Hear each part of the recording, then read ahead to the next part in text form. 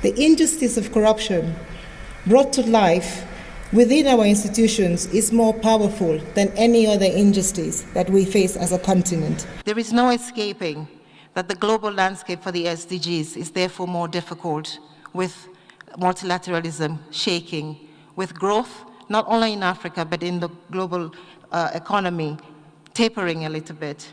We need to find new ways of financing the SDGs. We have seen across the world that when women are in organizations, the organizations are more profitable, they are more innovative. A PhD in mathematical economics, some work experience at the US Federal Reserve and the World Bank. This is just some of the experiences, of course, that Vera has managed to have before she took over the role, becoming the first woman to head the UN's Economic Commission for Africa. And we're going to start with the rule number 1, work hard. It is impossible to get to where we all are because we are all collectively privileged already. We are at the University of Oxford, Said Business School. You don't get there without hard work. But I think the first thing is just hard work. It's just plain hard work. You work hard. I almost wake up, every morning feeling that you're the underdog, feeling that you've lost, and then you work hard to win. And that is and then at the end of the day, you've won. But then that success has to be very short-lived because, again, it's the next morning, the sun will come up, and then you will have lost again, and then you have to start working. And that makes you work even harder. And I think that's the first thing. The second thing, I think, is just the fortune that we all have to have friends, family, and science is a little bit of your question, around us that, make sure that we have that support system, mentors, professors, and even good managers, sometimes bad managers, all help us. Those good experiences, those bad experiences, each one of them helps you to go to the next place and to go there stronger. I think I was just telling Dean earlier today that as you were talking to me, I was saying, I am always scared when I go out because you're always scared of that failure and then you work like hell to make sure that you succeed.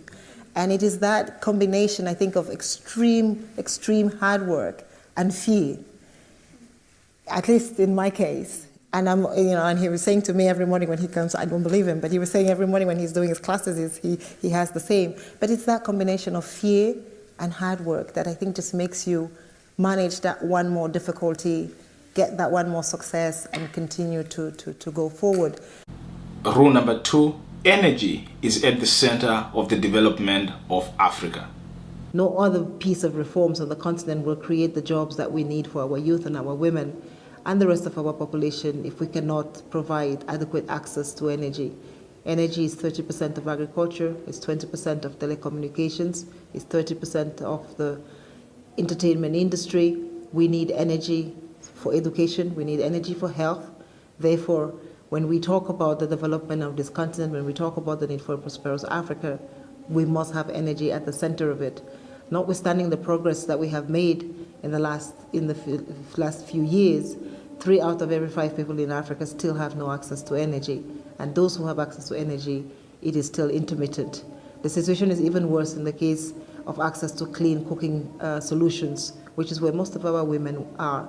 In most countries in Africa, well over 80% of the population continues to depend on traditional biomass for cooking, with catastrophic health and economic consequences. So not only are we paying enormously for energy when we have it, but when we don't have it, we also pay enormously for health. And so it is dampening both our growth, but also our health. Rule number 3, multilateralism benefits all of us as the African continent. There is no escaping that the global landscape for the SDGs is therefore more difficult, with multilateralism shaking, with growth not only in Africa but in the global economy tapering a little bit. We need to find new ways of financing the SDGs, and I think that Dr. Begashaw has talked about the imperative for financing. When we meet again, we will talk about the Addis Ababa agenda and have we met the promise of financing the SDGs. We cannot meet that promise if we do not go back to that spirit of 2015, of a multilateral society that is looking for justice across and beyond national borders, of a multilateral system that is open to trade. Africa is showing the light in terms of trade today by passing the African Continental Free Trade Area Agreement, but it goes way beyond trade. It is about diversifying our economies and ensuring, I think as we saw this morning, the countries in Africa that have the largest global commodity markets are also the ones that are really falling behind Central Africa on the SDGs.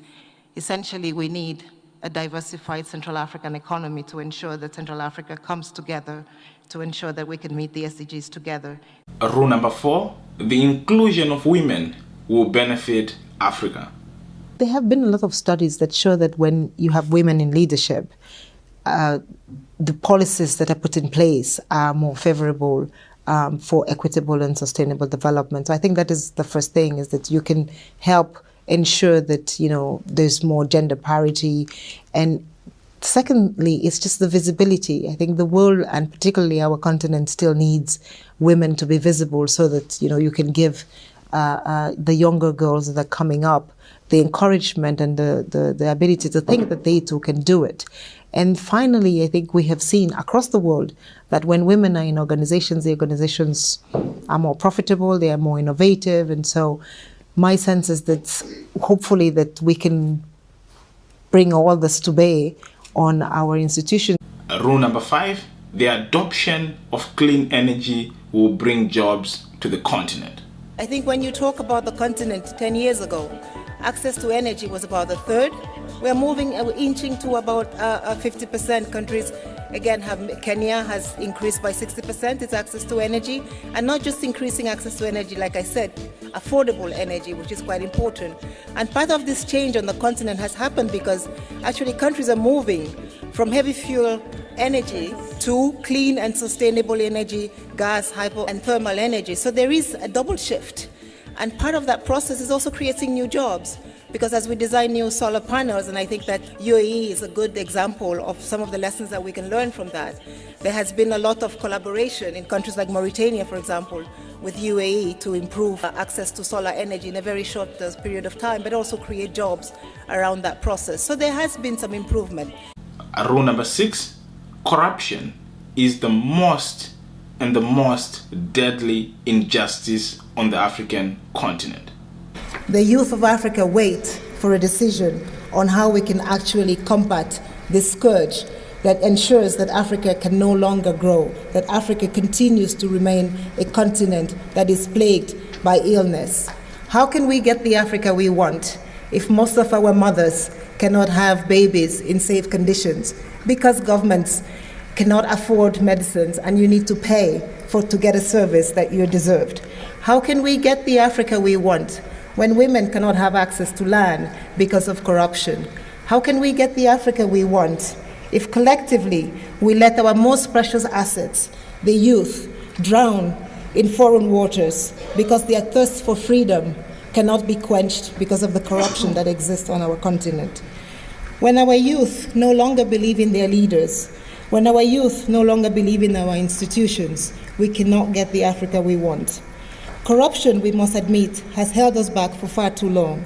The injustice of corruption brought to life within our institutions is more powerful than any other injustice that we face as a continent. It is an injustice that grows on the continent and clearly is an injustice that can be taken care of on the continent. Rule number 7, and probably a quotable quote, a healthy Africa is a productive Africa. 2 days ago, we had a public sector event on health, talking about how we can fund Gavi, the Global Fund, and all the other health institutions, trying to make sure that the public sector funds health. But we know, as Ike has said, that the public sector cannot fund all of the healthcare needs of our continent. But we also know that the private sector has experience and has been funding healthcare for a long time in many countries. We know that a healthy Africa is a productive Africa. We know that a healthy Africa is a prosperous Africa. So we decided, as we decide to integrate, let's talk about health. Let's talk about health funding, and let's talk about how we can bring the public and the private sector together to ensure that Africa's healthcare is funded, Africa's youth is healthy, and Africa's business is prosperous. Rule number 8, we need to design Africa's future cities now. And so we had to design a whole program around how you do slum upgrading, slum cleaning, and actually begin to build green cities around the slums. Today, if you go to that area in the Philippines, you will not recognize it. It is totally changed, but this was using, again, the community resources, and social impact financing to be able to transform this part of the city. We could do that, I think, in many of our cities. This will hold for both Addis Ababa, it will hold for Lagos, it will hold for Nairobi, it will be true for Douala, and other countries. And so one of the things that we want to do with this partnership, and I think this is important, and we hope that you will all come with us on this journey with LSE, is to see how we can now, and when I spoke with Ricky, I said, so where are the African cities in your index?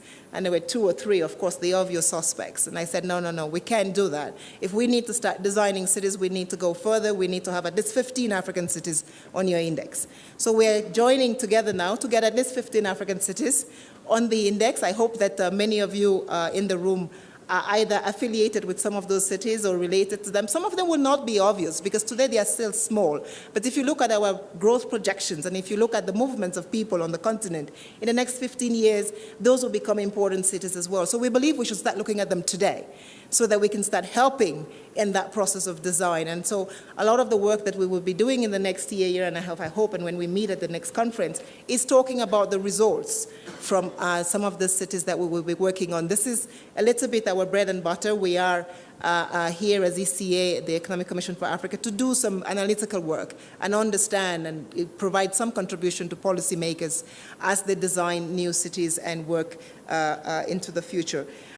Rule number 9, this goes out to all the women on the African continent. Be persistent and be prepared. Be persistent, work really hard, be extremely prepared, because, we always have to sort of earn the stage. We are never given the stage. And you can't earn it if you're not prepared. You can't earn it if you're not resilient. You may not get it the first time, but you have to keep trying. If you believe in the idea, then you must continue with it, because the minute you decide that you're going to stop believing in the idea, you've not only failed yourself, but you fail all the other women that are behind you. And believing and not succeeding the first time just requires you to become even stronger, even more sturdy, and to go back and work a little bit harder. I think there is proof, there is enough proof now that working sufficiently hard, harder than maybe the rest, but that should not be a cause for complaint. It should be a cause for saying, I can do this and I can get further. So really ensuring that you can work, but look around you, bring other people along with you as you do that, and then, be grateful for the support that you have from friends and family and mentors and managers and, good leaders that you have ahead of you. Rule number 10, countries and the African continent as a whole should aim to cultivate internal demand so as to hedge any trade risks. Well, I think the first thing that we have learned from emerging markets is that they have to grow their local markets and they have to grow the regional markets, and I think that's what Africa is doing. With the passage of the Continental Free Trade Area Agreement, we've created a market of 1.2 billion people, 2.2 trillion market. I think that what we see is that when the external environment gets difficult, we can always rely internally for added demand. So we've seen this happen in many places. We saw it happen in China. We've seen it happen in East Asia. The Americans are doing something similar. So clearly, I think generating internal demand, ensuring that there is capacity for consumption is one way to go. In Africa today, we have a growing middle class that can assure us that kind of internal demand. With the free movements of goods, with the single air transport market, I think we are creating the basic infrastructure conditions to allow us to ensure that this domestic demand, internal demand works. And a bonus rule from this one, the market can actually act as a tool to foster good governance. And I think once our governments begin to realize that they need to get resources from beyond institutions like mine that are struggling to lift the bottom 40% out of poverty, but that they need to get additional resources from capital markets, they begin to get that discipline and that transparency that's needed. Because to get a rating agency come to your country and rate you, you need to have transparency in your mining sector. Today we only have 13 countries that are rated on the markets. We need more, because I think that that kind of market discipline is going to create the governance that we're looking for, which we have not in government institutions been able to get just by that. The resources that are available to be able to obtain from that will be able then to allow our corporates to go on the market and create more jobs, because the public sector does not create the jobs, it is the private sector. But the private sector being rated by external institutions and domestic institutions, domestic being continental of course, can really help us to propel this growth that I think we can do. Thank you so much for watching. And of course, as always, if you have another African leader and another African rising star who you want me to profile next and who you want me to bring out their top 10 rules, be sure to leave it in the comments and I will definitely do so. Until next time, my name is Maro.